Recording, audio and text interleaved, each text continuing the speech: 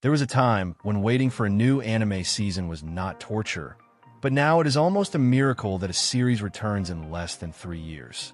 It is becoming more and more common for continuations to take forever to come out, but the patience of fans is dwindling. For example, Fire Force will return in spring 2025, April-June, with its third season 5 years after the second.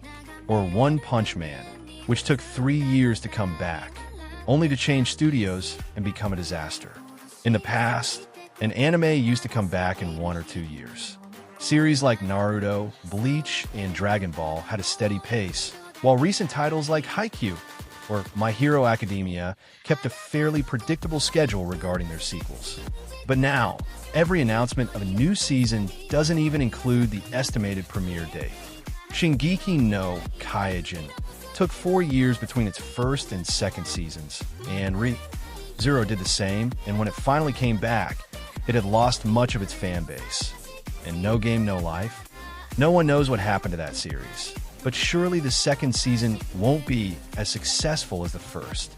The problem is not just that anime needs more time to look good, but there are many other factors behind it.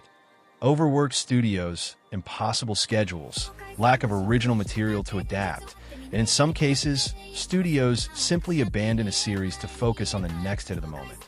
Many people believe that waiting increases the hype for the franchise, but the reality is that this no longer applies in the streaming era, where if you take too long to come back, people simply forget about you.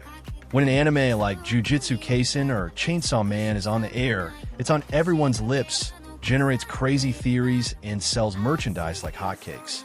But when too much time passes without news, interest cools down. On top of that, binge watching, waiting, and watching all the episodes in one sitting. And the algorithms of streaming platforms don't help. It used to be that anime was watched weekly on TV, so the audience was kept in anticipation for weeks. But now people prefer to wait for the series to end and then watch it in marathons. And if the sequel takes too long to come out, the anime gets buried under piles and piles of new releases. But it's not just the fans who lose, but the anime industry as well.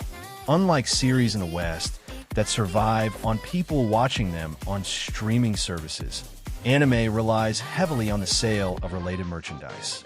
And if a series disappears for years, its revenue drops to zero.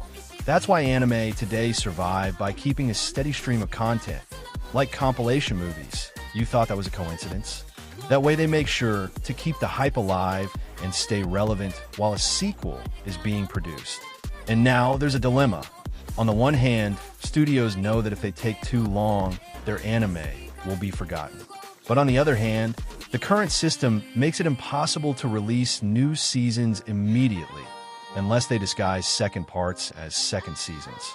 With so many new anime coming out every season, no matter how successful an anime is, people will always find another series to watch.